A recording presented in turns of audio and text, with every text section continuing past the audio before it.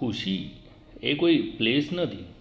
ખુશી એક state of consciousness છે, અને આ સ્ટેટ માત્ર ત્યારે જ એક્ટિવેટ થાય છે જ્યારે મન હમણાં મતલબ હાલમાં સેટલ થાય, અત્યારમાં સેટલ થાય.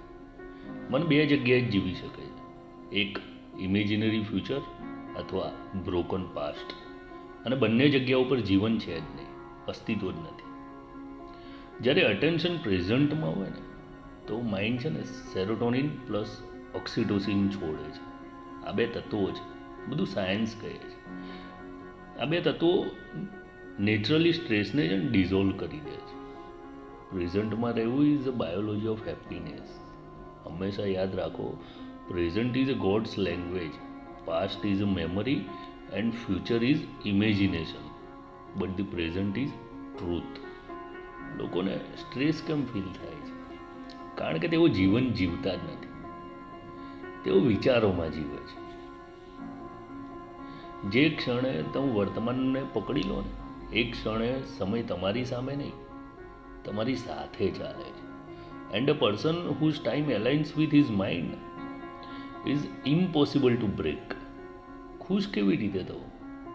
Not by changing life, but by changing the lens you see life through. જ્યારે તમે દરેક સેકન્ડને છેલ્લું સેકન્ડ માનીને જીવતા થાઓ છો ને, ત્યારે સ્ટ્રેસને તમારી પાસે આવવાની પરમિશન જ નથી રહેતી. એ પાવરલેસ થઈ જાય છે. કારણ કે સ્ટ્રેસ ફ્યુચરમાં રહે છે, પાસ્ટમાં રહે છે, અને તમે પ્રેઝન્ટમાં.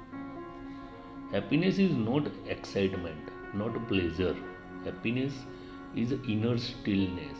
સ્ટીલનેસ કે જ્યાં મગજ છે ને ચૂંથાઈ નથી જતું, હૃદય છે ને ભાગતું નથી, અને એનર્જી હલકે હલકે વહેતી રહે છે, ફ્લો થતી રહે છે. જ્યારે તમે શ્વાસને સાંભળો છો ને, ત્યાંથી જ પ્રેઝન્ટ ચાલુ થાય છે. Breath is the passport to the only real moment you have. અને લાસ્ટ ટ્રુથ એ છે કે હમણાંથી જ જીવન બદલાય છે, હાલથી જ જીવન બદલાય છે, કાલથી નહીં, કોઈ ખાસ સમયથી નહીં. Only when you choose to live this second as if it is the only second you own. જે માણસ વર્તમાનને પકડી લે છે ને, એના જીવનમાંથી ભવિષ્ય અને ભૂતકાળ તો ભાગી જ જાય છે, પણ સાથે સાથે સ્ટ્રેસ ભાગી જાય છે, અને ખુશીઓ પોતાની જાતે આવી જાય છે.